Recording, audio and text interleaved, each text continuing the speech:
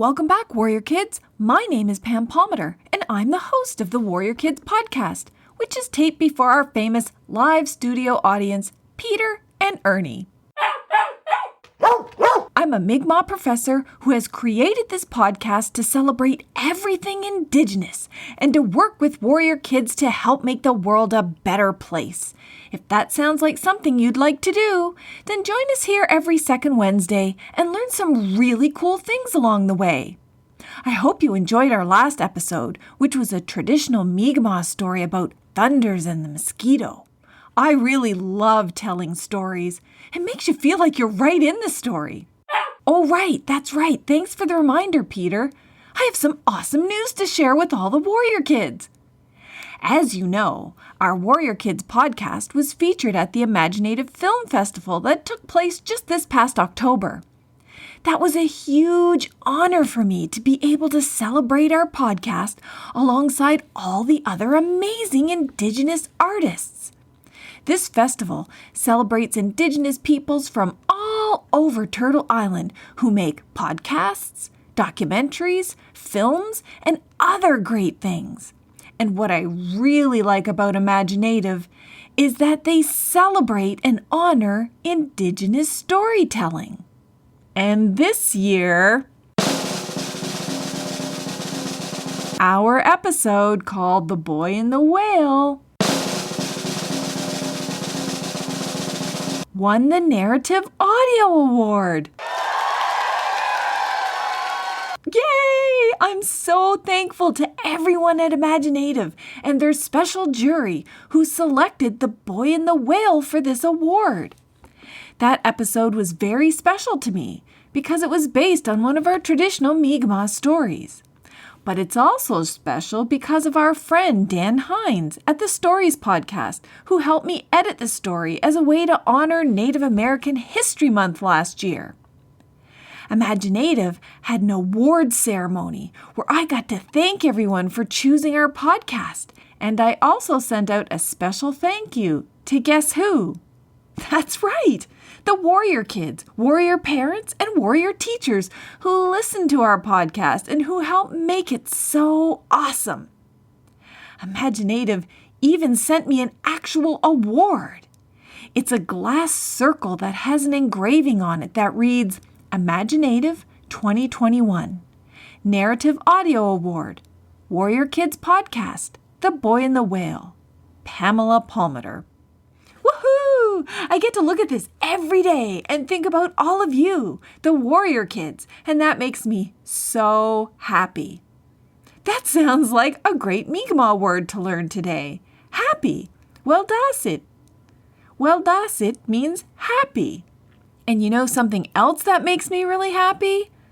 When I see Indigenous boys wearing their hair in long braids. Remember how we learned that there are all different Indigenous nations on Turtle Island? And that all of these different Native nations have different cultures, traditions, and practices? Well, for some of these nations, it's their tradition for boys and men to wear long hair in braids. And depending on which nation they're from, there's many different reasons for doing this. In some Native cultures, the braid is part of their culture and identity. It helps them feel connected to their ancestors who wore their hair in long braids a long, long time ago. Think about how our cultures carry forward the stories, histories, and experiences from our ancestors who lived hundreds and hundreds of years ago. Well, Native men and boys wearing braids, just like their ancestors did, is a way of staying connected to those ancestors, even though they might have passed on a long time ago. That way, the ancestors don't seem so very far away. I think that's pretty special. For other Native cultures, Native boys and men wearing long braids is about being connected to the land, like how the roots of a tree branch out and are connected to the earth. Have you ever seen that when you've been walking in the forest? I really like the image of being connected that way. It reminds us that we're all connected to the planet in important ways, and that we have an obligation to keep the air we breathe free from pollution, and the water we drink free from contamination, and the lands that we live on free from destruction. It's how to be responsible for all the ways in which we have to share this planet with not just other people, but with birds, insects, fish, animals, and even trees and plants. I've also heard Indigenous boys explain that their hair carries their experiences with them as they grow. Year after year, as the boys grow, learn, and have different experiences, some good and some bad, all those memories are woven into their braids, and they carry all of that memory with them, everything that they've learned. I've met Native boys and men from all different reserves on Turtle Island who've never, ever, ever cut their hair, not even once. So if you think about how our history is written in the books, imagine all of the stories that are in the braids of Native men and boys. That's just so awesome. As you know from previous podcasts, I've been to quite a few powwows over the years. And Warrior Kids, you probably remember how we talked about powwows, how they're celebrations of all different Native nations coming together to sing, drum, dance, and often share food. Powwows are places where lots of Native men and boys get together and wear their hair in braids. Even those guys who don't usually wear their hair in braids will usually braid their hair if they're dancing in a powwow, for example. It's one of the reasons why I love powwows so much. We get to see all of our people proud of all of their different cultures and identities, and so many little boys wearing beautiful long braids. Oh, it just makes me so proud to be Indigenous.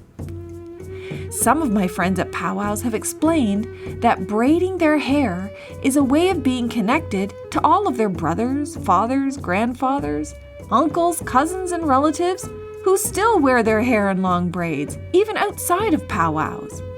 So, in addition to honoring their ancestors, they also honor their fathers and relatives that are still living. And I really like that, because they create spaces where little boys can celebrate this part of their culture in a place that welcomes their long hair and braids, and where they can feel proud of who they are as Native boys and young men. This is really important because of all of the years when settlers and their governments would make fun of Native boys and men for wearing long hair and braids. Remember how we talked about Indian residential schools in Canada and Indian boarding schools in the United States? Well, you'll remember that Native kids were treated very badly in those schools that were run by churches and governments. And one of the many ways that they hurt Native children was to try to teach them that Native culture was bad and that they weren't allowed to speak their languages, they weren't allowed to sing their songs, and they weren't allowed to wear their hair in long braids anymore. The people that ran those schools would cut the braids off the girls and the boys so that they wouldn't be connected to their parents and their ancestors in the same way anymore. That's very sad. So today, now that there's no more of those schools, one of the ways for Native people to reconnect with their culture is to grow their hair out long and wear braids again. And both boys and girls do that. In this way, some of the Native men and boys wearing braids today have said that it helps them heal from all of the years when they lived in residential schools and couldn't have long hair. Sadly, even today, some kids and adults still tease Native boys for wearing long braids, including my boys. I remember days when my youngest son Jeremy would come home after school and he'd be really sad because the kids at school would call him a girl and make fun of him for wearing long hair and not play with him. So when I saw news articles about teachers still cutting the long hair of Native boys just because they were wearing braids, I thought, we need to help educate Warrior Kids about why this is wrong. So I reached out to Michael Linklater. He is Nihia. That means he's from the Cree Nation. And he's a member of Thunderchild First Nation. He's an amazing person, and he was a professional basketball player. He represented Canada at the FIBA 3x3 World Cup. And in all the pictures and videos of him playing basketball all over the world, you see him representing Native people, wearing his long braids with pride. And he created this campaign called Boys with Braids. So I reached out to Michael so I could hear from him why he started this campaign. And this is what he said. It really stems back from when I was a child, growing up, playing out in recess, having my hair pulled, always being called a girl. And I even remember when I was, 7, 8 years old. Like I remember that still to this day. So understanding, the impact that those little words, that those small actions, whether they're intentional or unintentional, and how, recognizing how they've affected me or how they've stayed with me into my adult life. Fast forwarding to me having my own children, 2 of my boys both have long hair, they have braids, and them coming home and telling me the same thing that I went home and told my mom, where I was being teased. It was something where I was like, oh, okay, well, I've gone through this, so I need to help my boys through this. And I remember going home telling my mom, I said, I want to cut my hair. People are teasing me. They're calling me a girl, and I don't like it. So my mommy told me, she goes, don't cut your hair. She goes, when you get older, you'll thank me. And I said, okay. Thought about it for a very short time. And I said, okay, never thought of it ever again. And so now, yes, absolutely. I'm so thankful and grateful that I didn't cut my hair. But again, my boys coming home and telling me that they wanted to cut their hair. Mm-hmm. So what I was doing was I was going into their classroom every year because it was a new classroom, and I would have to talk to the class and tell them why it was important. And then, of course, through my generation, the explosion of social media and being able to see how many other parents were struggling with the same thing that I was struggling with, especially within the school system. And so hearing more and more of this for a long enough time, I realized that something needed to be done. And I like to pride myself on being a person of action. And when I saw the need for it, I quickly sat down and I figured out how can we do something to encourage these young men to continue on their path, to continue to instill pride in them for their culture, to educate the general public on the importance and significance of why we as Indigenous people grow our hair. And then 3, to shine light on this is an actual issue that our young men face on a daily basis. Isn't Michael such an inspirational person? I really like how he took action to try to fix a problem, and he did it in a really good way. He worked to help educate people so that they would better understand that long hair and braids is very important to many Native men and boys in some of our traditional Indigenous nations. And he did this to hopefully help end all of the bullying and the teasing and the meanness that's faced by many Native boys today who still wear their hair in long braids. Wow, I feel like we learned an awful lot today.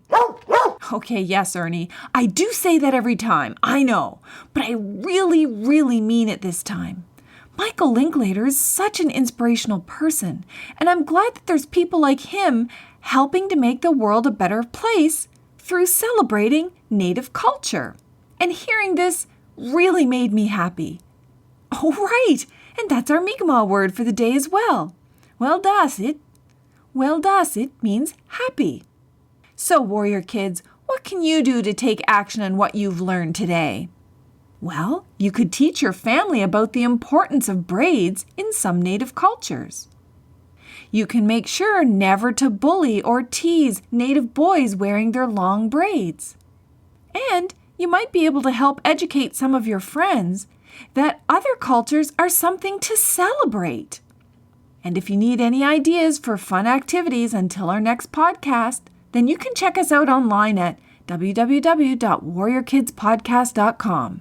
We have free coloring pages, free books, and even calendars that give you ideas of cool things to do.